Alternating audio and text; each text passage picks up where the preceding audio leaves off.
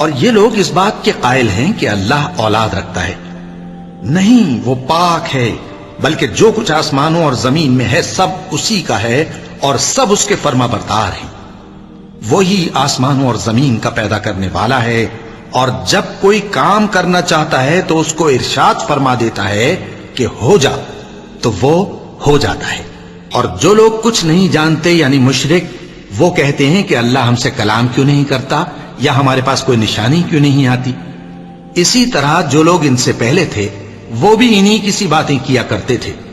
ان لوگوں کے دل آپس میں ملتے جلتے ہیں. جو لوگ صاحب یقین ہیں ان کے سمجھانے کے لیے ہم نے نشانیاں بیان کر دی ہیں. اے پیغمبر، ہم نے تم کو سچائی کے ساتھ خوشخبری سنانے والا اور ڈرانے والا بنا کر بھیجا ہے. اور اہل دوزخ کے بارے میں تم سے کچھ پرسش نہیں ہوگی، اور تم سے نہ تو یہودی کبھی